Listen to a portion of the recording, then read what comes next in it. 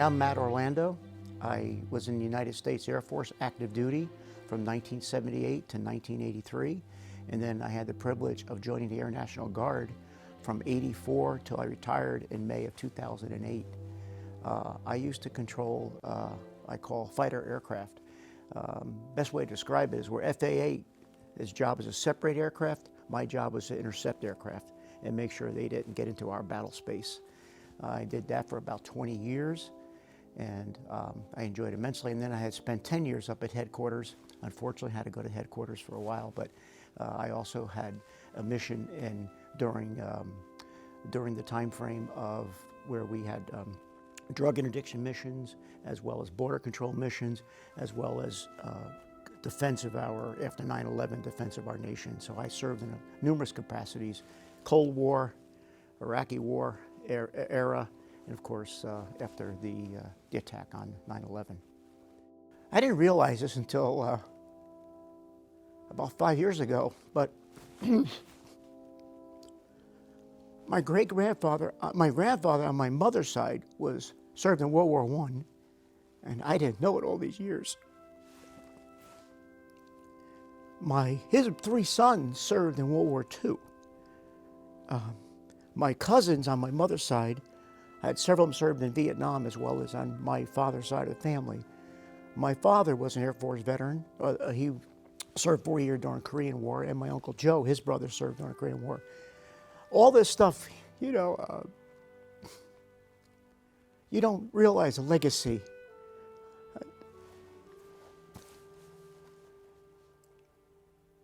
Until you ask. I picked the Air Force purely economic reasons, I'll be honest with you. I was a struggling kid and going to college. My dad was out of work. He hurt himself at work. There was 5 kids in the family, plus my mom and dad. She didn't work. So I was working mostly full-time, plus going to school.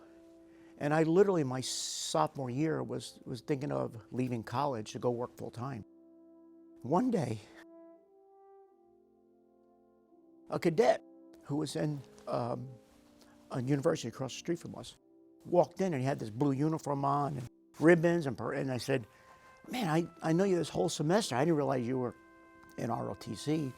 He said, "Well, I'm in ROTC." And I said, "What is ROTC?" And I went to liberal arts school at that time, so they dropped all ROTC programs just after the Vietnam War. So I said, "Well, what do you do in ROTC?" Well, he said, "We march, we do this." I said, "Well, that's exciting, you know," and thinking, being a wise guy at that time. But he says, "Yeah, but I make $100 a month." And I said, "Well, where do I sign up for this ROTC?" So literally after class, we went over there and I spoke with the captain, filled out this stack of paperwork, and about 7 weeks later, I was on an airplane to Wichita, Kansas, learning how to salute and march. And ROTC saved my college career. And my first tour was Tyndall Air Force Base. Pat and I were married already. We had a small 1978 Dodge Colt with a U-Haul thing on the back, TV on the top and a TV in the back. And I was supposed to go to Eglin Air Force Base in Florida. And they said, "Hey, how would you like to go to Tucson, Arizona?" I love John Wayne movies. I love Westerns. I went home that afternoon, told Pat, "Would you like to go to Tucson?" She said, "That's far enough away from New Jersey. Let's do it." So we did. And we drove out there, and like I said, I spent 4 years there. I spent a year remote in Alaska, where I actually had the opportunity to intercept real-world Russian aircraft. Our site was the closest site to Russia. We were literally 24 miles away. You're actually looking onto Russia. And I used that to tell my fellow cadets, this is what the future's like, and you have to continue to be vigilant about that and making sure you're looking over the horizon and making sure. And I was on site in a remote location my second day, and we had a Russian aircraft that was busting our, dew line. They did it all the time. We did it too. I mean, we'd go over there, we take pictures, they come over here, take pictures. It was part of the Cold War era. And then after that, I came back to Tucson, and they wanted to send me to pilot training. I don't like flying as it is. Then they want to send me to AWACS, which is an airborne weapons control platform. And I said, "Didn't you hear what I just said? I don't like flying as it is." And they said, "Well, we want to keep you." I said, "Guys, I'm getting out." I joined Defense and Space Corporations. And then one day someone asked me if I would join the Air National Guard. And I said, nah, I don't think so. But then I joined them, and I went out, and I realized how much fun I was missing wearing that blue uniform. We're a mobile unit. We'd pack up our equipment, unpack it, live in tents, eat MREs, C-rats. Some of the older vets will know about C-rats, and used to get a cigarette in there, 2 cigarettes and a pack of chiclets in there. So that's how old I am, but some of my vets out there remember those. And we had MREs, and there was a generation of that. So, you know, we lived in tents for many part of our tours. And then after that, you know, headquarters asked me to join their staff. I was strategic planner. I did a lot of strategic planning, and I was a strategic planner for them for about 3 years.